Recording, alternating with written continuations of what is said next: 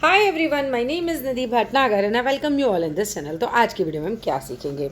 आज हम करने वाले हैं क्लास 6 का एसएसटी का chapter earth and the solar system.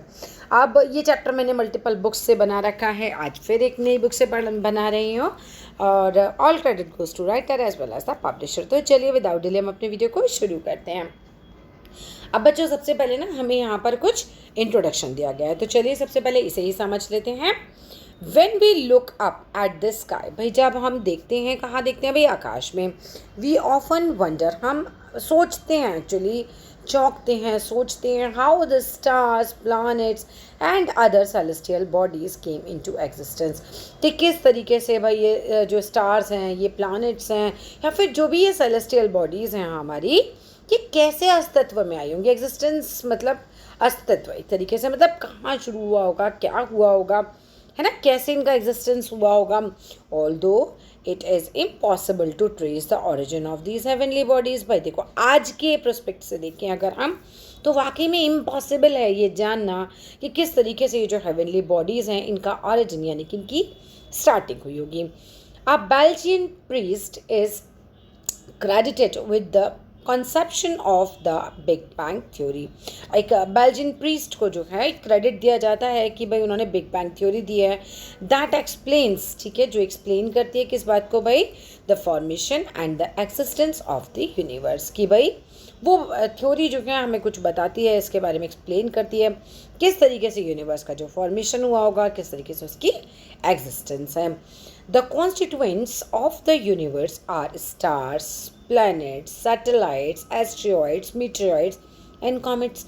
यानी कि अगर हम बात करें अपने पूरे यूनिवर्स की, तो उसमें ये सारी चीज़ें आती हैं, है ना भाई। उसमें स्टार्स भी आते हैं, उसमें प्लैनेट्स भी आते हैं, उसमें सैटेलाइट्स भी आती हैं, एस्ट्रॉइड्स भी आते हैं, मीटेरॉइड्स भी आते हैं, कॉमेट्स भी आते हैं। तो ये सब हमारे यूनिवर्स में है। अब यहाँ पर हम बात करेंगे, देखो अब ये जो फैक्ट होते हैं ना, इनको कभी नहीं छोड़ना है, क्योंकि इन फैक्ट्स में से आपके क्वेश्चंस बनते हैं। तो गैलीलियो जो थे वॉज एन इटालियन एस्ट्रोनॉमर, ये एक इटली के एस्ट्रोनॉमर थे। ठीक है, एस्ट्रोनॉमर कौन होते हैं? जो स्टडी करते हैं ये सब यूनिवर्स वगैरह के बारे में, स्टार्स, प्लैनेट्स, इन सब की। He was the first to study the universe, ये पहले व्यक्ति थे जिन्होंने यूनिवर्स के बारे में ऐसे स्टडी की होगी। किस चीज़ के द्वारा? टेलीस्कोप से। ठीक है, तो टेलीस्कोप से स्टडी करने वाले जो हैं ये पहले इटालियन एस्ट्रोनॉमर थे, मतलब ये, तो ये पहले एस्ट्रोनॉमर हैं एक तरीके से, ठीक है, जिन्होंने यूनिवर्स में इस तरह से स्टडी करी होगी। ये पॉइंट काफ़ी इंपॉर्टेंट है, इसे पढ़ लीजिएगा। स्टार्स के बारे में अगर हम बात करें तो व्हाट आर स्टार्स? तो a star is a big ball of burning gases, जलते हुए ये जो स्टार दिखते हैं ना आसमान में, ये क्या है? ये बेसिकली ये गैसेस हैं, बर्निंग गैसेस, ठीक है, जलती हुई गैसेस हैं, विच प्रोड्यूसेस, जो प्रोड्यूस करती हैं its own heat and light, अपनी ही हीट, अपनी ही लाइट। वी कैन सी, हम देख सकते हैं, some stars with our naked eyes, कुछ स्टार्स को तो हम अपनी ऐसे ही नेकेड आइज से देख सकते हैं। वाइल वी आर अनेबल, जबकि हम अनेबल होते हैं to see some because they are farther away from us. देखो कुछ तो हमें दिख जाते हैं भाई, हम अपनी ऐसे नेकेड आई से देख लेते हैं, कुछ फार्दर होते हैं, कुछ जो होते हैं वो बहुत ज़्यादा दूर होते हैं, और जो बहुत ज़्यादा दूर होते हैं वो हम उन्हें ऐसे अपनी नेकेड आई से नहीं देख पाते। हाँ, टेलीस्कोप वगैरह से हम देख सकते हैं, लेकिन ऐसे ही हम उन्हें नहीं देख पाते। The sun is also a star, अगर हम बात करते हैं सूरज की, तो भाई सूरज भी क्या है? ये भी एक स्टार है, बिकॉज इट जेनरेट्स, ये जेनरेट करता है हीट को भी और लाइट को भी। तो सूरज भी क्या है भाई? एक स्टार है और ये हीट और लाइट को जनरेट करता है। It looks big in size, ये साइज में हमें काफ़ी बड़ा दिखता है, because of its proximity to planet earth. मतलब एक्चुअली ना ये हमारे अर्थ के पास है, ठीक है, तो ये हमें इतना बड़ा दिखाई देता है। बाकी कुछ जो स्टार्स हैं, पता है, वो तो सूरज से भी ज़्यादा बड़े हैं, ठीक है, बहुत बड़े बड़े स्टार्स होते हैं, बट वो हमसे इतनी ज़्यादा दूर होते हैं, इसीलिए वो हमें छोटे छोटे दिखाई देते हैं। ठीक है, Proxima Centauri is the nearest known star to the sun. ठीक है, ये जो स्टार है, ये जो है, ये सन के काफ़ी ज़्यादा पास है। नियरेस्ट मतलब सबसे पास है, एक तरीके से सूरज के सबसे पास वाला स्टार है, और इसको आप याद कर लेना, ठीक है, बिकॉज ये काफ़ी इंपॉर्टेंट पॉइंट है। The distance between the star is measured in the terms of light years. अब लाइट ईयर जैसे आप किलोमीटर, मीटर ऐसे देखते हो ना, ऐसे ही अगर हम बात करते हैं डिस्टेंस, अगर हम स्टार्स का देखते हैं आपस में, तो हम किस में नापते हैं? क्या यूनिट लेते हैं हम? लाइट ईयर्स में नापते हैं इसे। ठीक है, the distance between stars is measured in the term of light years, इनमें इतने लाइट ईयर्स की दूरी है, इतने लाइट ईयर्स की दूरी है, राइट, ऐसे। अब हम बात करते हैं गैलेक्सीज़ की। तो गैलेक्सीज़ क्या है? अ क्लस्टर ऑफ स्टार्स, गुच्छा, ठीक है, बहुत सारे ऐसे स्टार स्टार स्टार ऐसे क्लस्टर बन गया ना एक तरीके से ये। तो cluster of stars, dust and gases is known as a galaxy. यहाँ से डेफिनेशन याद कर लेना। There are millions of galaxies, बहुत सारी गैलेक्सीज हैं इन द यूनिवर्स। अगर हम बात करें तो कितनी है भाई? मिलियंस ऑफ गैलेक्सीज हैं। मान के चलो कि भाई हम काउंट नहीं कर सकते, इतनी ज़्यादा हैं अभी तो। The name of our galaxy, जिस गैलेक्सी में हम आते हैं, उसे साइंटिस्ट ने नाम क्या दिया है भाई? मिल्की वे, यानी कि आकाशगंगा कहते हैं। तो अगर हम बात करें अर्थ की गैलेक्सी कौन सी है भाई? तो क्या है? मिल्की वे गैलेक्सी, जिसे हम आकाशगंगा भी बोलते हैं। इट इज़ नेम्ड सो, इसका ऐसा नाम इसलिए रखा गया because it appears like a faint band of white light in the sky. ऐसा लगता है जैसे कि ऐसे सफ़ेद कलर का कोई बैंड जो है वो गंगा जैसे बह रही होती है ना सफ़ेद रंग की, ऐसा कुछ है ये, ठीक है। सफ़ेद रंग का बैंड या सफ़ेद रंग की गंगा, तभी आकाशगंगा नाम रखा है ना। आकाश में लाइट की गंगा बह रही हो, ऐसे आकाशगंगा को अगर हम देखें तो ऐसे लाइट की गंगा बह रही हो, ऐसा। या फिर अगर हम बात करें तो ये एक तरीके का सफ़ेद बैंड जैसे होता है, वैसा लगता है। The Milky way is a spiral shaped Galaxy, spiral shaped ये गैलेक्सी होती है। एंड इट इज़ बिलीव्ड, ऐसा विश्वास किया जाता है, to be 13.6 billion years old. ऐसा माना जाता है कि लगभग ये 13.6 बिलियन ईयर्स पुरानी है। The closest galaxy to the earth is Andromeda galaxy. जो सबसे पास है वो कौन सी है? एंड्रोमेडा गैलेक्सी है हमारे, which is 4 light years away. क्योंकि देखो अब ये जो स्टार्स हैं और गैलेक्सीज हैं, इनके बीच की जो दूरी है वो तो लाइट ईयर्स में हम नापते हैं। तो ठीक है, तो एंड्रोमेडा गैलेक्सी जो है वो मिल्की वे गैलेक्सी से लगभग 4 लाइट ईयर्स अवे है, ठीक है। अब ये देखो, ये आपको जो पिक्चर दिखा रखी है ना, इसको अच्छे से देख लेना, क्योंकि अक्सर पिक्चर दिखा के आपसे क्वेश्चन पूछा जाता है। ये एंड्रोमेडा गैलेक्सी का पिक आपको दिखा रखा है। अब आगे आ जाते हैं। Galaxies can be viewed with the help of telescopes. Galaxy को हम टेलीस्कोप्स की मदद से भी देख सकते हैं। द केक टेलीस्कोप इन हवाई is the biggest in the world. जो केक टेलीस्कोप है ना हवाई का, ठीक है, वो जो है सबसे बड़ा टेलीस्कोप है वर्ल्ड का। And can detect over a million galaxies, और वो जो है वो मिलियन गैलेक्सीज को डिटेक्ट कर पाता है कि भाई ये गैलेक्सी यहाँ पर है, ये यहाँ पर है, ये यहाँ पर है, ये यहाँ पर है, ठीक है। तो काफ़ी अच्छे पॉइंट आपको इस बुक में दिए गए हैं। There are 3 different types of galaxies, 3 different type की गैलेक्सीज होती हैं। तो स्पाइरल होती हैं, इलिप्टिकल होती हैं और इरेगुलर होती हैं, ठीक है। तो ये फैक्ट में से भी क्वेश्चन आ सकता है, इंपॉर्टेंट है। नेक्स्ट बात करते हैं कॉन्स्टिलेशंस की। सम स्टार्स फॉर्म करते हैं रिकॉग्नाइजेबल शेप एंड पैटर्न्स को in the sky and these are known constellations. देखो कुछ मान लो एक शेप बन रही है, ये, ठीक है। तो हमने देखा एक शेप बन रही है, तो कुछ स्टार्स जो होते हैं रिकॉग्नाइजेबल शेप बनाते हैं, ठीक है, कि हम इससे देख सकते हैं हाँ चलो ये शेप बन रही है, ठीक है। तो ये जो पैटर्न्स होते हैं तो ये कॉन्स्टिलेशंस कहलाते हैं। सम स्टार्स फॉर्म करते हैं रिकॉग्नाइजेबल शेप्स एंड पैटर्न्स को स्काई में, और इसको हम क्या बोलते हैं भाई? इसको हम कॉन्स्टिलेशंस बोलते हैं। तो कितने कॉन्स्टिलेशंस हैं? There are 88 constellation in all. Important point again कि भाई कितने कॉन्स्टिलेशन हैं? टोटल 88 कॉन्स्टिलेशंस हैं। अब आगे बात करते हैं हम। The most important constellation of the northern sky is the Great Bear, also known as Ursa Major। जो सबसे ज़्यादा इंपॉर्टेंट कॉन्स्टिलेशन है वो कौन? The most important constellation of the northern sky. अगर नॉर्दर्न स्काई की बात करें तो ग्रेट बियर जो है वो मोस्ट इंपॉर्टेंट जो है वो कॉन्स्टिलेशन है, और also known as Ursa Major. उसको हम उर्सा मेजर के नाम से भी जानते हैं। दिस कॉन्स्टिलेशन रिजेंबल्स, ये दिखाई देता है अ बियर, ठीक है, रिजेंबल्स अ बियर, ऐसा बियर की तरह दिखाई देता है, इसीलिए इसको ग्रेट बियर बोलते होंगे, ठीक है। दिस कॉन्स्टिलेशन रिजेंबल्स मतलब क्या होता है? किसी की तरह दिखना। जैसे हम कहते हैं आपका फेस रिजेंबलिंग है आपके फादर से या मदर से, राइट, तो उसकी तरह दिखता है। The 7 bright stars of the great bear look like a long handled spoon. जो 7 ब्राइट स्टार्स हैं, चमकीले स्टार्स हैं ऑफ ग्रेट बियर के, वो look like long handled spoon, ऐसा दिखते हैं जैसे कि एक स्पून की लंबी सी ऐसे हैंडल हो, ठीक है, ऐसा दिखाई देते हैं, ठीक है। And are called Big Dipper. उसको क्या बोलते हैं हम भाई? बिग डिपर बोलते हैं। इन हिंदुइज्म अगर हम बात करते हैं तो इट इज़ नोन एज सप्तऋषि। इसको हम लोग सप्तऋषि के नाम से भी जानते हैं। एनसीईआरटी में भी देखोगे तो आपको सप्तऋषि का नाम मिल जाएगा, because it represents the 7 Holi sages.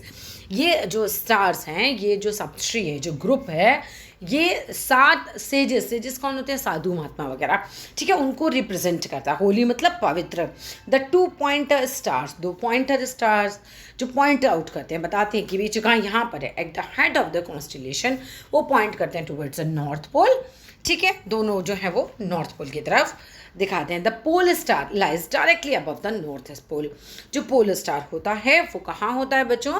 सीधा नॉर्थ पोल से अबव होता है, ठीक है, अबव द नॉर्थ पोल होता है, which makes it easier for the navigators. तो अब हमें जब ये पता चल जाए कि ये इसी दिशा में होगा, है ना, तो हम आराम से जब उस स्टार को देखेंगे तो हमें पता चल जाएगा ये भाई कौन सी दिशा है। द पोल स्टार जो है वो लाई कहाँ करता है? Directly above the north pole, north pole के बिल्कुल ऊपर।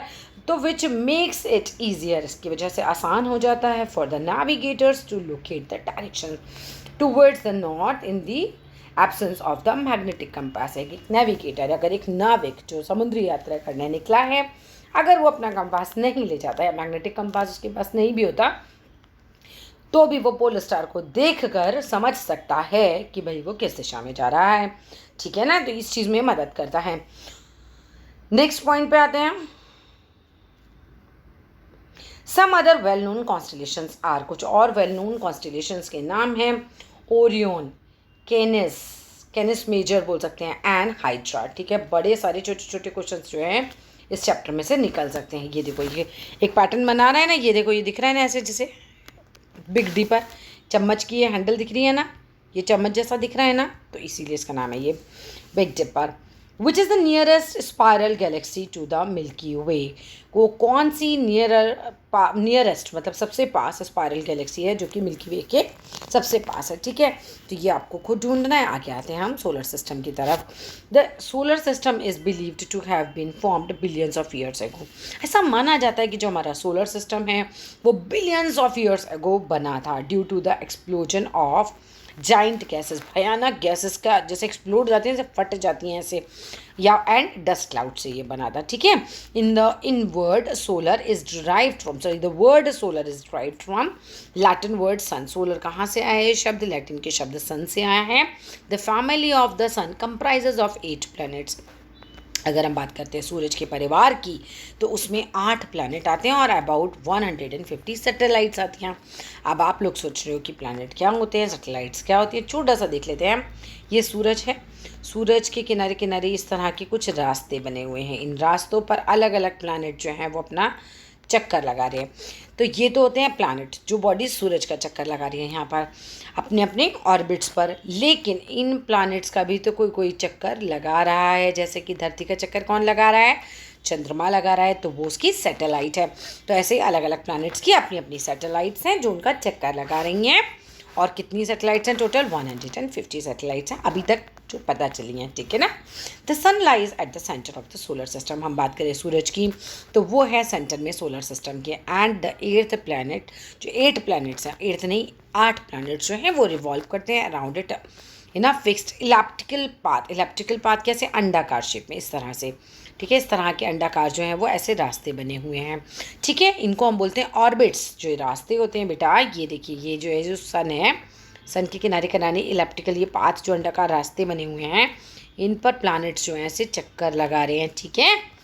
तो इन रास्तों को हम बोलते हैं orbits. The sun's gravitational pull attract करता है all the other heavenly bodies को in the solar system towards itself. तो जो सूरज है ना उसकी भी अपनी ग्रेविटी, जैसे धरती हर चीज़ को अपनी तरफ खींच रही है, हर जगह ग्रेविटी है, हर जगह ग्रेविटी है, हर जगह क्या हो रहा है कि ग्रेविटेशनल फोर्स लग रहा है। ग्रेविटी तो चलो धरती वाली फोर्स को कहते हैं, ग्रेविटेशनल फोर्स हर चीज़ एक दूसरे को पुल करे, अपनी तरफ खींच रही है, राइट। तो सूरज भी जो है उसकी ग्रेविटी की वजह से बाकी चीज़ें ऐसे हवा में उड़ नहीं जाती, ऐसे प्लैनेट्स इधर उधर उड़ नहीं जाते। वो इतना अट्रैक्शन क्रिएट करके रखता है कि ये जो है ये अपने रास्ते पर ही घूम पाएंगे, यहाँ से यहाँ नहीं जा पाए, यहाँ नहीं जा पाए, राइट। तो the sun's gravitational pull attracts all the other heavenly bodies in the solar system towards itself, अपनी तरफ, एंड कीप्स द जो प्लैनेट्स हैं ऑर्बिटिंग अराउंड इट, उसके आसपास उसे घूमने दिया जाता है इसी वजह से। अब यहाँ पर कुछ छोटे छोटे पॉइंट हैं, अगेन वेरी इंपॉर्टेंट पॉइंट है ये। The distance light takes to travel at a speed of 3 lakhs kilometre per second, ठीक है, इन 1 ईयर, और constellation in the northern sky which means larger bear in Latin. इनको पढ़ते रहा करो, ठीक है। आगे आ जाते हैं मेन बात पे अपनी। ये देखो सोलर सिस्टम दिखा रखा है, इसे बनाना सीख लेना। आगे आते हैं सन की तरफ। सन के बारे में तो काफ़ी अच्छे अच्छे पॉइंट्स यहाँ दिए हुए हैं। The sun is the largest object in the solar system. अगर हम बात करें सूरज की, तो भाई देखो सोलर सिस्टम में सबसे बड़ा जो है वो क्या है, हमारा सूरज है। It contains 99.8% of the total mass of the solar system. Solar system का जो पूरा वज़न है लगभग उसका 99.8% तो वो सन का ही वज़न है, ठीक है। The sun is the largest object in the solar system. Solar system में सबसे बड़ा क्या है, सन है। It contains 99.8% of the total mass of the solar system. Solar system का मास जो है वो लगभग उसका 99.8% तो केवल अपने सूर्य का ही वजन है। It is mainly made up of, किससे बना है सूरज, mainly hydrogen and helium gases से बना है। बहुत इंपॉर्टेंट पॉइंट है। It is about 150 billion kilometres, इतना दूर है away from the earth, and its light rays जो है वो takes about 8 minute to reach us. छोटे क्वेश्चंस में ये आ जाता है कि सूरज की जो रोशनी है हम तक कितनी मिनट में पहुंचती है, तो लाइट की जो रे है वो धरती पर आने में 8 मिनट लगते हैं। It has a surface temperature over 6000 degree Celsius. Surface का टेम्परेचर लगभग 6000 डिग्री सेल्सियस है। The light of the sun is reflected by planets. जो लाइट है सन की वो प्लैनेट पे पहुंचती है और रिफ्लेक्ट होती है, और इस तरह से सूरज की लाइट यहाँ पहुंची प्लैनेट पे किसी, और वो प्लैनेट से वो रिफ्लेक्ट होकर हमारी आँख तक पहुंचती है और हमें वो चीज़ दिखाई देती है, ठीक है। हमें वो प्लैनेट वगैरह चीज़ें दिखाई देती हैं which allow us to see them. अब अगर हम प्लैनेट्स की बात करें बच्चे, तो planets are the heavenly bodies that revolve around the sun in a fixed orbits, ठीक है। अभी तो हम यही बात कर रहे थे कि भाई देखो ये सूरज है, इलेप्टिकल पाथ पर इस तरह से अंडाकार शेप्स के रास्ते बने हुए हैं। इन रास्तों को हम ऑर्बिट्स बोलते हैं। इन ऑर्बिट्स पर जो हैं वो प्लैनेट्स जो अलग अलग चक्कर लगा रहे हैं। इन प्लैनेट्स की जो बॉडीज चक्कर लगा रही हैं वो सैटेलाइट्स होती हैं इनकी, ठीक है। यही सब बातें हमारी चल रही हैं। इन ग्रीक, अगर हम ग्रीक भाषा की बात करें, the word planet means wanderers. Planets का मतलब होता है वॉन्डरर्स।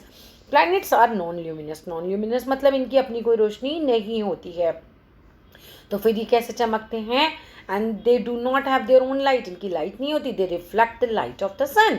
जैसे धरती है, हमारी कोई अपनी लाइट तो नहीं है ना भाई, हम किससे चमक रहे हैं, हमारे पास रोशनी कहाँ से आ रही है, तो सूरज से आ रही है। तो ऐसे ही जो भी बाकी प्लैनेट है उनकी भी अपनी कोई रोशनी नहीं होती है, लेकिन स्टार्स की अपनी हीट एंड लाइट होती है। प्लैनेट्स की अपनी हीट एंड लाइट नहीं होती है, वो सन से लेते हैं। स्टार्स की अपनी हीट एंड लाइट होती है, ठीक है। which makes it possible for us to see them. Planets are arranged in the order of their distance from the sun. अगर हम सूरज के साथ देखना शुरू करें तो सूरज के बाद सबसे पहले मरकरी आएगा, फिर वीनस, फिर अर्थ, फिर मार्स, फिर जुपिटर, फिर सैटर्न, यूरेनस एंड नेपच्यून। ये डिस्टेंस आप अच्छे से याद कर लेना, ये लाइन से दिखा रखा है सूरज के बाद से, ठीक है। देखो सूरज है ये, फिर मरकरी है, फिर वीनस है, फिर अर्थ है, इस तरीके से आपको ये याद कर लेना। फिर मार्स है, देखो जुपिटर है ना, सैटर्न, यूरेनस, नेपच्यून वगैरह। Mercury, Venus, Earth and Mars are known as terrestrial planets because they have hard rocky surface. तो ये टेरेस्ट्रियल प्लैनेट्स हैं। Important, most important point again, ठीक है। तो टेरेस्ट्रियल प्लैनेट्स कौन कौन से हैं भाई, किसके पास है हार्ड और रॉकी सरफेस, वो है मरकरी के पास, वो है वीनस के पास, वो है अर्थ के पास, वो है मार्स के पास। अगर हम बात करें द आउटर प्लैनेट्स कौन कौन से हैं भाई, जुपिटर है, सैटर्न है, यूरेनस है, नेपच्यून है, are known as gas giants. इनको हम गैस जाइंट, क्या होता है, जैसे जाइंट ऐसे तरह बड़ा सा राक्षस टाइप, ये गैस जाइंट की तरह होते हैं because they are liquid and gaseous in nature. तो इनका हार्ड रॉकी सरफेस नहीं होता हमारी तरह, ये होते हैं बिल्कुल जैसे गैस होती है ना, जाइंट गैसेस, बस गैस ही गैस के बड़े बड़े गोले होंगे ये, because they are liquid and gaseous होते हैं नेचर में। The other name given to such planets is Jovian, derived from the word Jupiter. ये Jupiter word से आया है, ठीक है। आगे आते हैं। फैक्ट की बात अगर हम करते हैं, Pluto was once considered the ninth planet, है ना। ये तो आपने पढ़ा भी होगा बचपन में भी कि जो प्लूटो था ये पहले नाइन्थ प्लैनेट मतलब 9वें नंबर पे माना जाता था प्लैनेट्स में हमारे सोलर सिस्टम के। But now it has been given the status of dwarf planet. ये अपने ना रास्ते से हट गया, ये ऑर्बिट पे घूम रहा होगा, घूमते घूमते ये हट गया। और हम प्लैनेट कैसे कह रहे हैं, जो अपने ऑर्बिट पे सूरज का चक्कर लगा रहे हैं, तो इसको ना ड्राफ्ट प्लैनेट मान लिया गया अब by the international astronomical union के द्वारा, IAU के द्वारा। यहाँ से इनकी जो है आपकी शॉर्ट फॉर्म भी लिखने के लिए आ सकती है या फुल फॉर्म, ठीक है, IAU दे देते उसकी फुल फॉर्म आ सकती है लिखने के लिए। All the planets differ in the size and composition. जितने भी प्लैनेट्स हैं वो अपने साइज में अपने कंपोजिशन में डिफरेंट होते हैं। हाउएवर फिर भी ऑल ऑफ देम एग्जिबिट करते हैं two movement in commonly, namely rotation and revolution. बहुत इंपॉर्टेंट है, क्या होता है रोटेशन, क्या होता है रेवोल्यूशन, प्लैनेट्स करते हैं। अब देखो मैं तुम्हें बता देती हूँ, ये जो सूरज है ना, हम धरती से लेके चलते हैं, ठीक है, धरती की बात करते हैं, तो ये ऑर्बिट हो गया। ये जो धरती है, आप सभी को बताइए सूरज का ऐसे पूरा चक्कर लगाती है और लगभग एक पूरा चक्कर लगाने में 1 साल का समय लगता है। तो ये क्या है, ये रेवोल्यूशन है, ठीक है, रेवोल्यूशन कहलाता है। पूरा अपने ऑर्बिट पर पूरा चक्कर लगा के वापस अपनी जगह पहुंचना, ये रेवोल्यूशन है। अब आपको ये भी पता है कि धरती अपनी एक्सिस पर भी ऐसे गोल गोल घूम रही होती है, ठीक है। तो ये रोटेशन की जगह ये क्या है, ये रोटेशन है। पूरा इसका चक्कर लगाना रेवोल्यूशन है और अपने ही एक्सिस पर घूमना रोटेशन है। सूरज का पूरा चक्कर लगाना रेवोल्यूशन है, अपने एक्सिस पर घूमना रोटेशन है। रोटेशन में तो 24 घंटे लगते हैं, रेवोल्यूशन में 365 डेज 1 and 4 days लगते हैं, ऐसा कुछ, ठीक है, टाइम है ये। अब आइए इनर प्लैनेट्स की बात करते हैं हम। अब अच्छा, रोटेशन के कारण दिन रात होते हैं, रेवोल्यूशन के कारण मौसम बदलते हैं, ठीक है। Inner planets and outer planets की बात कर ले तो we can divide the planets into 2 groups. Planets को हम 2 ग्रुप्स में बांट सकते हैं। The inner planets are the planets that orbit closest to the sun, जो कि सन के बहुत पास हैं, ठीक है। अब these planets are rocky and solid, कि रॉकी और सॉलिड है, जैसे कि हमारी धरती है ना। अभी हमने बात करी थी ना, कुछ प्लैनेट कैसे लिक्विड और गैसियस फॉर्म में ही है, लेकिन ये वाले जो प्लैनेट होते हैं इनर प्लैनेट, वो कैसे होते हैं भाई, ये इनर प्लैनेट जो होते हैं रॉकी और सॉलिड होते हैं। The outer planets are mostly जो होते हैं वो ज़्यादातर गैसियस लिक्विड स्टेट में बने हुए होते हैं, ठीक है। अब आ गया टेक्स्ट, ये चार्ट मैं अभी बढ़ाती हूँ आपको, ये चार्ट बहुत इंपॉर्टेंट है क्योंकि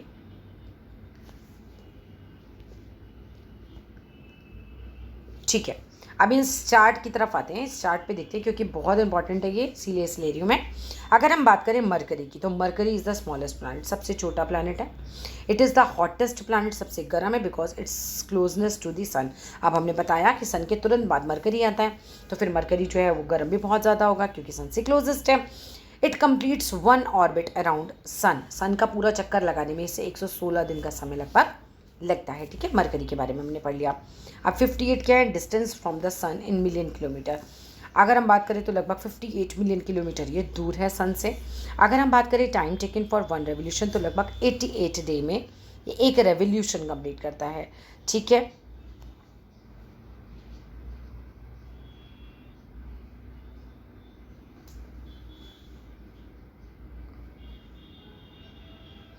नेक्स्ट बात करते हैं,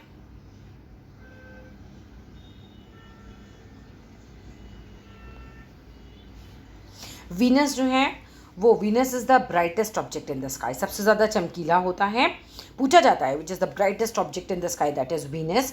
अब वीनस को हम मॉर्निंग स्टार भी बोलते हैं because it is visible before sunrise, सूरज उगने से पहले ये हमें दिखाई दे जाता है। It is also called evening star, इसे इवनिंग स्टार्स भी कहते हैं।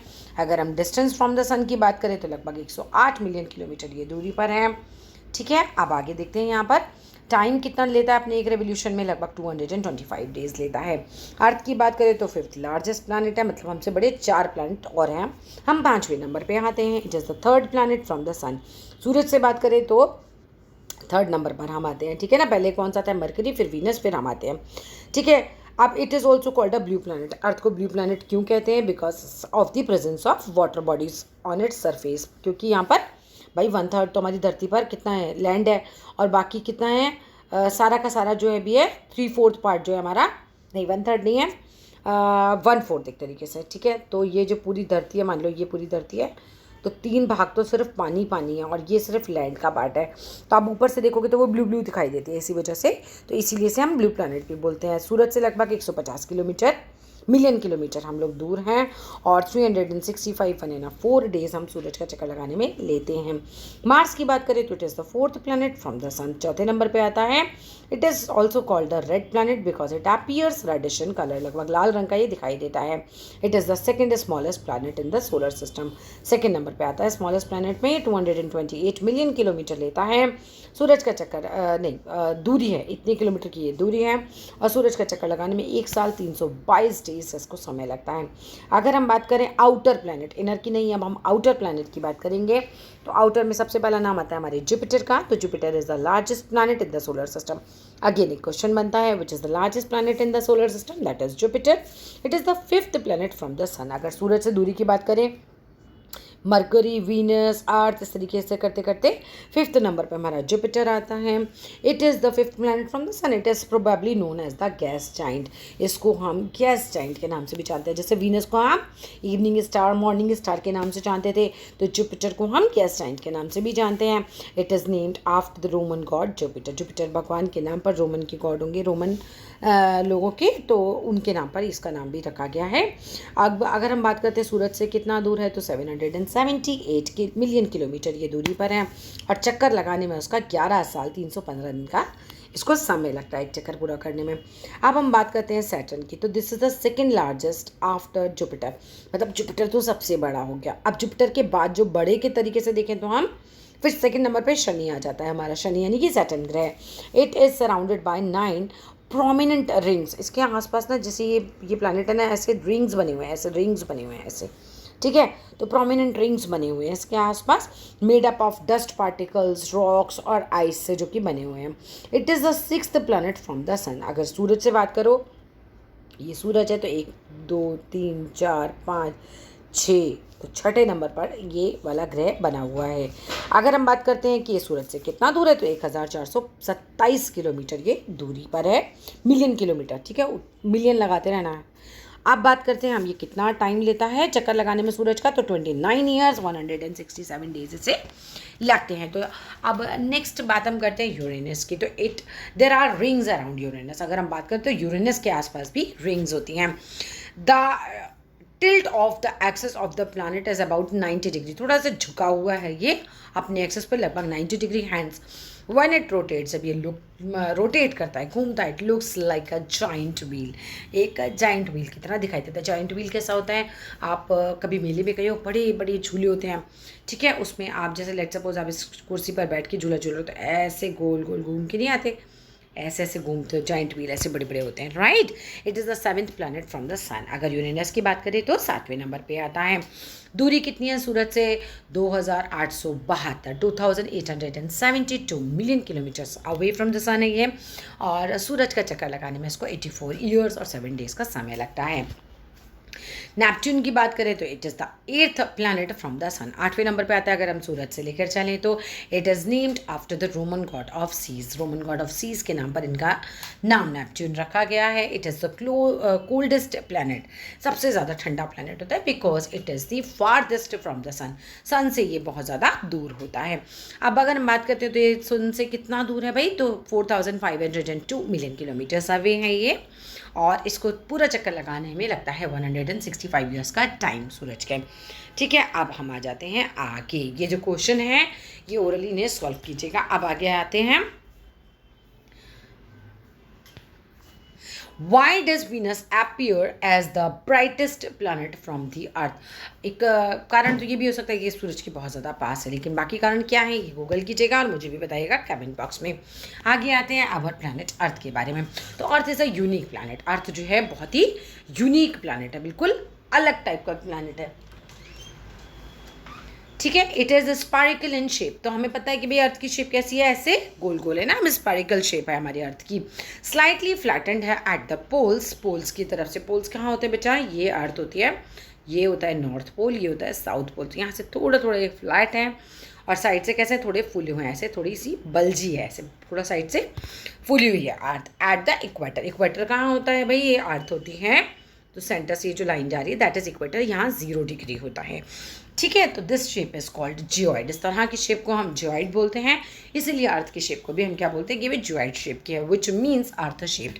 जियोइड उस शेप का नाम है जो कि अर्थ जैसी, अर्थ शेप्ड। ठीक है, अर्थ की शेप को हम जियोइड बोलते हैं, वर्ड अर्थ की शेप के लिए लिया गया है। ठीक है, Earth is the only planet which exhibits life due to the suitable temperature. बहुत इंपॉर्टेंट क्वेश्चन है कि अर्थ जो है उस पर जीवन संभव क्यों है, क्यों हम धरती पर रह पाते हैं। बिकॉज एक तो टेम्परेचर सुटेबल है। टेम्परेचर सुटेबल का मतलब हो गया ना तो ये बहुत ज़्यादा ही ठंडा है, ना तो ये इतना ज़्यादा गर्म है कि हम नहा रह पाएँ। अवेलेबिलिटी है वाटर की, पानी है हमारे यहाँ अर्थ पर, इसी वजह से क्या है हम सर्वाइव कर पाते हैं। बाकी प्लैनेट्स पे अभी पानी नहीं पता चला है, और इसकी वजह से क्या हो रहा है कि भाई पानी के बिना हमारा जीवन संभव नहीं है। ठीक है, तो अर्थ पे प्लैनेट है, टेम्परेचर सुटेबल है, और क्या है ब्रीथेबल एटमॉस्फेयर है। ऐसा एटमॉस्फेयर है कि हम जो है वो ब्रीथ कर सकें, हम अपना सांस ले सकें। It is an active planet. Active planet as it contains volcanoes. Active planet क्यों कहा गया ऐसे, क्योंकि यहाँ पर वॉल्केनोज हैं, यहाँ पर एक्सपीरियंस करते हैं अर्थक्वेक को। यहाँ पर क्या है, कुछ ना कुछ एक्टिविटी चलती रहती है। कभी तो धरती में से वॉल्केनो फट जाते हैं, कभी यहाँ पर अर्थक्वेक वगैरह आ जाते हैं। ठीक है, so let us study the unique features of our planet in detail. चलो अपनी डिटेल में पढ़ते हैं अपने प्लैनेट के यूनिक फीचर्स को। सुटेबल टेम्परेचर की अगर हम बात करते हैं, सबसे पहले तो distance and the position of the planet from the sun determines करता है द टेम्परेचर। भाई कितनी आप सूरज से दूर हो उसी हिसाब से आपका टेम्परेचर होता है ना। जो जितना ज़्यादा सन के पास होगा उतना ही ज़्यादा गर्म होगा। तो हमारा जो डिस्टेंस है वो इतना है कि भाई हम उतना ज़्यादा गर्म नहीं है। तो distance from and the position जो होती है प्लैनेट की फ्रॉम द सन, वो डिटरमाइन करती है टेम्परेचर ऑफ द प्लैनेट को। Earth temperature is suitable to sustain life, क्योंकि ज़िंदगी यहाँ संभव है। Because it is the third planet in the solar system. Third क्यों, अगर हम फर्स्ट नंबर पे होते तो हमारे यहाँ लाइफ में मतलब पॉसिबिलिटी ही नहीं होती फिर। Since Mercury and Venus are positions close to the sun, they are an extremely hot temperature. क्योंकि भाई देखो मरकरी तो नंबर 1 है, बिल्कुल ही बाजू में ही है उसके, और वीनस फिर ये तो पास पास है, तो ये बहुत ही ज़्यादा गर्म है। विच राइजेज अबव 400 डिग्री सेल्सियस। इनका जो टेम्परेचर है लगभग 400 डिग्री सेल्सियस से भी ऊपर पहुँच जाता है। अब हम बात करो, देखो अभी जून की गर्मियाँ चल रही हैं, तो अभी टेम्परेचर जा रहा है 45 डिग्री के आसपास। ठीक है, 45 डिग्री में तो हमें इतनी गर्मी लग रही है, 400 डिग्री सेल्सियस में क्या होता होगा, आदमी जल जाएगा, सब कुछ जल जाएगा। Neptune is the coldest planet because it is the farthest from the sun. Neptune जो है वो सबसे ज़्यादा ठंडा है क्योंकि सूरज से बहुत ज़्यादा दूर है, सबसे ज़्यादा दूर है। ठीक है, तो ये भी पॉइंट बहुत अच्छा है याद करने के लिए, क्यों इतना ठंडा है, क्योंकि वो सबसे ज़्यादा दूर है।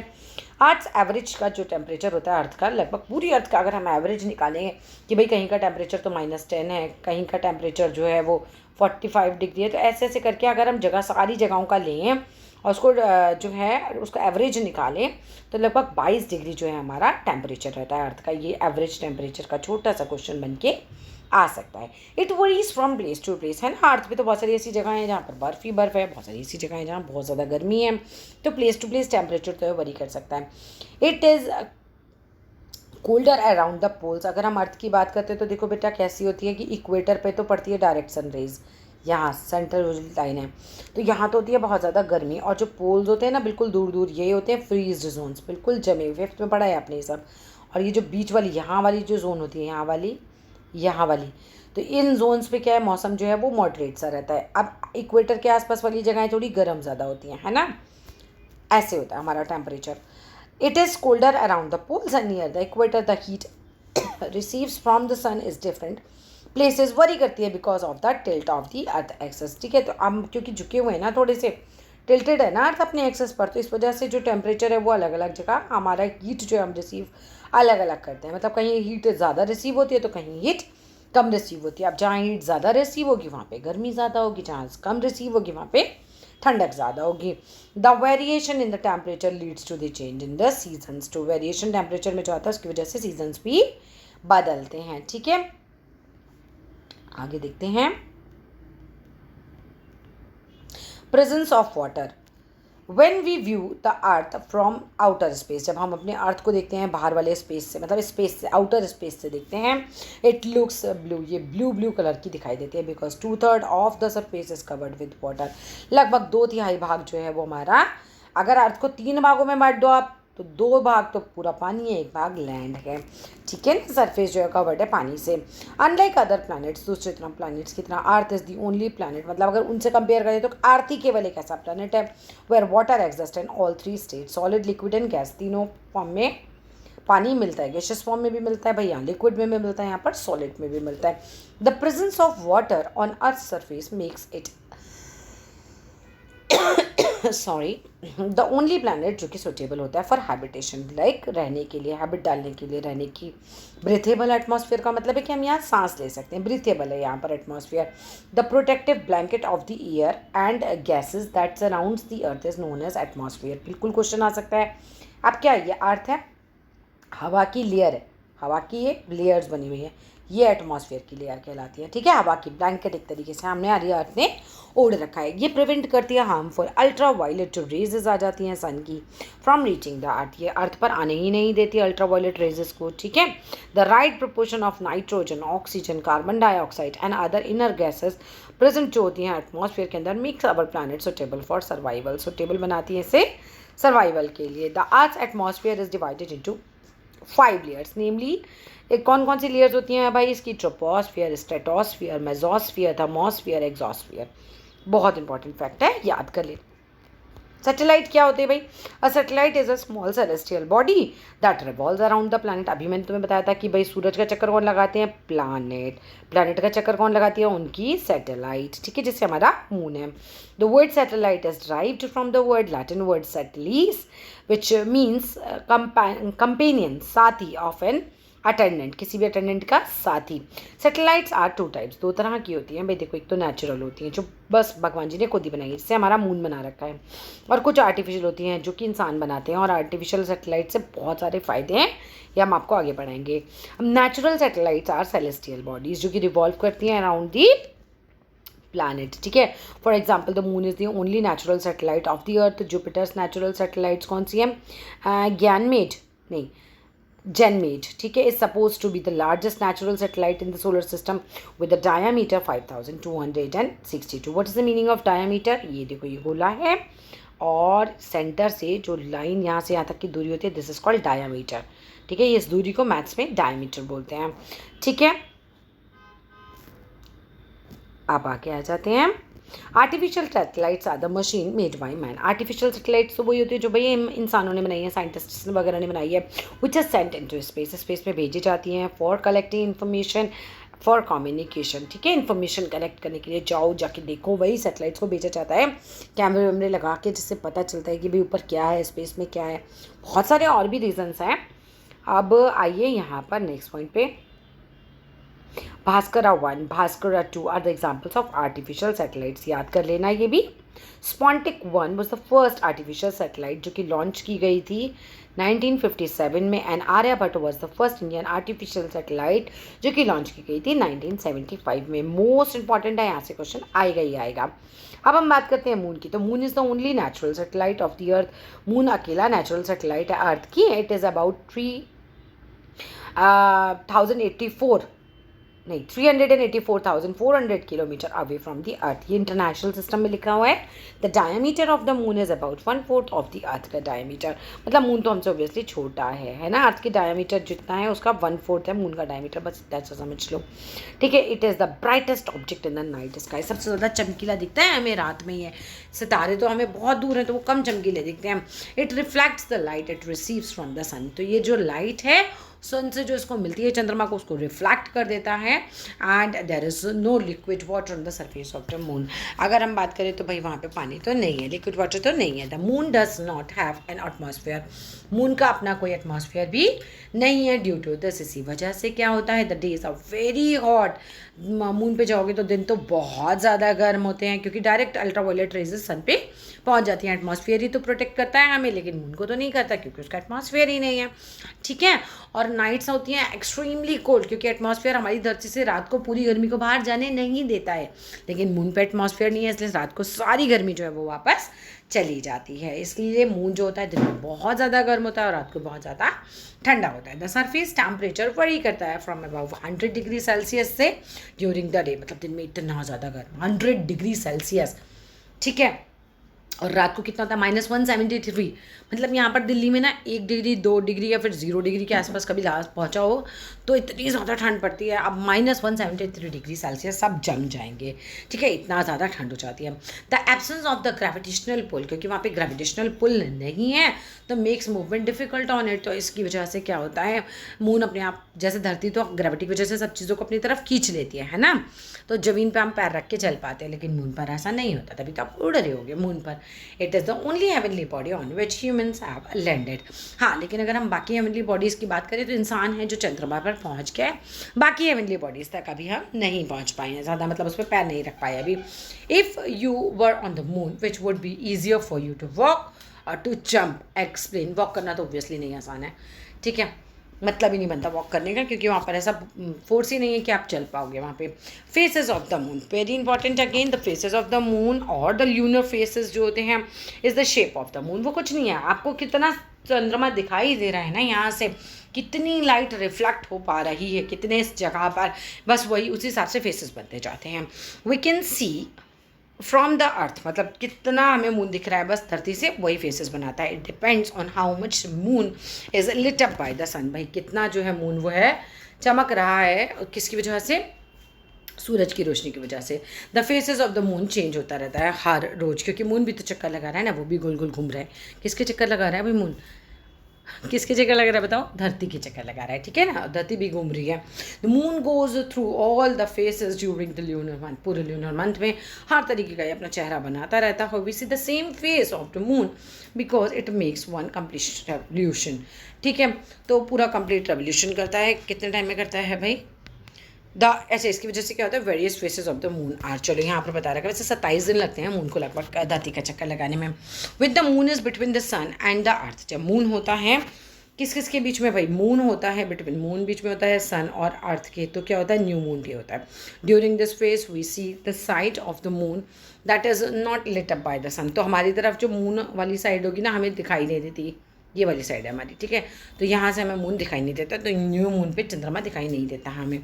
ड्यूरिंग द फुल मून क्या होता है, the earth moon and the sun are in complete alignment, सब एक लाइन में आ जाते हैं। This makes the entire sunlit part of the moon visible, इसकी वजह से क्या होता है, पूरा हमें चंद्रमा, पूरा चंद्रमा दिखाई नहीं देता, किसी किसी दिन पूरा चंद्रमा दिख रहा है, वो फुल मून लाइट होती है, क्योंकि उस दिन क्या होता है, सारी की सारा रिफ्लेक्टेड पार्ट हमें दिख रहा होता है, सब एक लाइन में आ जाते हैं, तो मून विजिबल हो जाता है हमें। In the month there is usually only one full moon, however फिर we may sometimes see a second full moon in the same month, second भी दिख जाता है, 2 बार दिख जाता है कई बार एक ही महीने में। इस फिनोमिना को हम बोलते हैं ब्लू मून, ठीक है। ड्यूरिंग द हाफ मून की अगर हम बात करते हैं, half moon phase the moon is at 90 degree angle with respect to the earth and sun, ठीक है। किस 90 डिग्री एंगल किसके उसमें बोल रहे हैं हम कि भाई किससे 90 डिग्री, तो हम अर्थ और सन के प्रोस्पेक्ट में बात कर रहे हैं। Therefore we see only half of the moon, हमें आधा ही मून दिखाई देता है जो कि लिट अप होता है, वेल द अदर हाफ जो है वो अंधेरे में हो जाता है। The shape of the moon grows, मतलब बढ़ती जाती है ड्यूरिंग 1/2 ऑफ द पीरियड में which is called waxing period, इसको हम वैक्सिंग पीरियड और रिड्यूसेस जो है ड्यूरिंग द अदर हाफ में। अदर हाफ में क्या होता है, एक पीरियड में तो बढ़ता जाता है, ठीक है, 1/2 में ग्रो होता जाता है, और 1/2 में क्या हो जाता है, जो हाँ ग्रो हो रहा है वो वैक्सिंग पीरियड है, और रिड्यूसिंग पीरियड कौन सा होता है, अदर हाफ में रिड्यूसिंग पीरियड होता है, ठीक है, रिड्यूस होता है अदर हाफ में विच इज़ कॉल्ड वेनिंग पीरियड, ठीक है। वैक्सिंग और वेनिंग पीरियड आप पढ़ लेना अच्छे से इसको, मतलब एक में मून जो है हमें ज़्यादा बड़ा बड़ा दिखता जाता है, फिर उसके बाद दूसरे पीरियड में हमें छोटा छोटा होता जाता है। This happens because of the moon's different positions during its journey around the earth, earth के अराउंड उसकी जर्नी चल रही है ना, उसकी वजह से ही होता है। अब हम बात करें अदर सेलेस्टियल बॉडीज़ की, तो एस्ट्रॉइड्स की सबसे पहले बात करते हैं। Asteroids are rocky 7 celestial body है ना, चट्टानों वाली बॉडी रहती है, सेलेस्टियल बॉडी है जो कि रिवॉल्व कर रही है, ये भी चक्कर लगा रही है सन का, है ना। कौन कौन लगा रहा है अभी, प्लैनेट्स लगा रहे हैं, प्लैनेट्स का चक्कर, सैटेलाइट्स लगा रही हैं। अभी हम एस्ट्रॉइड्स की बात करें, ये बॉडीज़ भी जो हैं वो सन का चक्कर लगा रही हैं, and they are also known as minor planets, इसीलिए इनको माइनर प्लैनेट्स बोलते हैं। क्यों बोल रहे हैं, क्योंकि ये भी तो चक्कर लगा रहे हैं, लेकिन इनका कोई ऑर्बिट ऐसा नहीं बताया गया कि एस्ट्रॉइड्स को कोई ऑर्बिट पे चक्कर लगा रहे हैं। Most of them lie in the asteroids belt, ये एस्ट्रॉइड्स बेल्ट के अंदर जो है वो रहते हैं, found between Mars and Jupiter, Mars and Jupiter के बीच में आप जानो एस्ट्रॉइड बेल्ट होती है, उसमें ये मोस्टली रहते हैं। अब Ceres is the largest asteroid, बिल्कुल स्पेलिंग के साथ इसको याद कर लेना। अब asteroids, larger asteroids are called planetoids, ठीक है, बड़े बड़े जो एस्ट्रॉइड्स होते हैं उनको हम प्लैनेटॉइड्स बोलते हैं, प्लैनेटॉइड्स एक तरीके से प्लैनेट वर्ड से बनाया गया होगा ये। अब क्रीजेस नहीं, series is the largest and the only asteroid. Series जो है वो लार्जेस्ट है और एक अकेला ऐसा एस्ट्रॉइड है which has been assigned the status of the dwarf planet. अच्छा, इसको भी बताया गया कि ये भी ड्राफ्ट प्लैनेट, अब ये एस्ट्रॉइड की कैटेगरी में भेज दिया है इसको। It is found between the Mars and Jupiter, Mars और जुपिटर के बीच में ये सिरिस पाया जाता है। कॉमेट्स की बात करें, अब कॉमेट्स क्या होते हैं? A comet is an icy body, एक तरीके से आइसी बॉडी है which releases gas and dust. इससे क्या होता है? गैस और डस्ट रिलीज होती है। As it orbits around the sun, ठीक है, some of its ice begins to melt. जब ये चक्कर लगाते तो कुछ कुछ आइस की मेल्ट होती है away during the sun's heat because of the, भाई मेल्ट अवे होती है क्यों? क्योंकि सन की गर्मी से मेल्ट हो रही होती है, ठीक है ना, ये which results in the formation of the elongated tail. और उसकी वजह से जब आइस मेल्ट होती जाएगी तो क्या होगा? इसे जो पानी बह रहा है ऐसा सा लगता है जैसे कि कोई पूंछ हो, ठीक है। Comets have two tails, comets की दो टेल्स होती हैं। One is made up of dust, एक तो धूल से बनती है, दो डस्ट पार्टिकल से, and the other is made up of electrically charged gases, ठीक है। तो एक किससे बनी? धूल से, दूसरी इलेक्ट्रिकली चार्ज्ड गैसेस से। Comets are of two types, ये भी दो टाइप के होते हैं, जैसे एस्ट्रॉइड्स की बात करी थी ऐसे अब कॉमेट्स पे आ गए। एक तो होती है aperiodic comet is seen at a fixed interval. Periodic मतलब जो, जैसे मान लो कोई चीज़ 24 दिन बाद होनी है तो 24 दिन बाद ही होगी, फिर अगले 24 दिन बाद, फिर अगले 24 दिन बाद, ये तो पीरियोडिक हो गया बिल्कुल। अब periodic comet is seen at a fix interval. For example Halley's comet is the periodic comet. ये लगभग 76 डेज लेता है टू कंप्लीट वन रेवोल्यूशन, अपना पूरा चक्कर लगाने में, and was last seen in the year 1986 में देखा गया था, ठीक है। 76 साल लगते हैं इसको एक चक्कर लगाने में पूरा। Non periodic comets are those that we have been able to observe only once, कभी भी दिख जाते हैं, नॉन पीरियोडिक है। मिट्रोइड्स की बात करें, meteoroid is a solid piece of debris from asteroids और कॉमेट्स जो कि रिवॉल्व करते हैं अराउंड द सन। ये जैसे चट्टानें वगैरह होती हैं ना, ऐसे ये जो हैं ये सन का चक्कर लगा रहे हैं। Its size range from that of a grain to the boulder. Once a meteoroid enter करता है अर्थ के एटमॉस्फेयर में, ये स्टार्ट कर देता है बर्न करना। जैसे भाई एटमॉस्फेयर में आया, मीटरॉइड आ रहा है, आते क्या होता है? चक्कर लगाता है, मतलब क्या होता है? जल जाता है। जैसे हमारे एटमॉस्फेयर में घुसा, जल गया। These burning pieces causes a flash of light, और जैसे ये जलता है तो ऐसे एकदम लाइट चमकती है, फ्लैश ऑफ लाइट होता है, which looks like shooting star. लोग बोलते नहीं हमने टूटता तारा देखा है, वो तारा नहीं होता, वो मीटरॉइड होता है, वो धरती पर गिर रहा होता है, वो बर्न हो जाता है एकदम, और लोगों को लगता है कि ये कोई तारा टूट रहा है। Most of the meteoroids burn हो जाते हैं completely. But when a meteoroid survives, लेकिन अगर वो सर्वाइव कर गया और वो धरती पर पहुंच गया, इट फॉल्स एंड कोलाइड कर देता है विद द अर्थ सरफेस, है ना, उस जगह को तो एकदम सत्यानाश हो जाना है एक तरीके से, बहुत बड़े बड़े होते हैं ये। And is known as meteoroid. Meteoroids create करते हैं होलो और क्रेटर्स, मतलब गड्ढे एक तरीके से, on the area they fall, जहाँ पर भी ये करेंगे वहाँ पर बहुत बड़ा गड्ढा हो जाएगा। अब देखो यूरी गैगरिन की बात करते हैं। From the Soviet Union was the first man to go into the space and first to orbit the earth. Very nice, ये तो समझ लो, बस ये एग्जाम में रखा है आपका क्वेश्चन, ठीक है। तो dash from the dash was the first man to go into space, या फिर who was the first man go into the space, and who is the first man to orbit the earth, कुछ भी question आ सकता है, ठीक है। और नील आर्मस्ट्रॉन्ग जो थे वो कौन थे? जिन्होंने मून पर वॉक किया था, एक तरीके से मून पर पहुंचे थे, उतरे थे ये, ठीक है। तो इनके बारे में भी हमें पढ़ना ज़रूरी हो जाता है। यहाँ पर आ गया हमारा ये recap and the chapter is over. Chapter अच्छा बड़ा चैप्टर है हमारा, लेकिन ये जो पॉइंट है ना, मैं दिखा दे रही हूँ आपको, पॉज करके लिख लो। जिनके पास किताब नहीं है, ये ना बहुत इंपॉर्टेंट पॉइंट होते हैं आपके चैप्टर के, और आई होप चैप्टर आपको समझ आ गया होगा। अगर नहीं आया है तो आई रिक्वेस्ट एवरीवन कि आप मुझे कमेंट बॉक्स में लिखना। कोई भी पार्ट अगर समझ नहीं आया तो मैं कोशिश करूँगी आपके सवालों का जवाब देने की। वीडियो अच्छा लगे तो लाइक कीजिएगा, शेयर कीजिएगा, सब्सक्राइब कीजिएगा। Thank you have a nice day.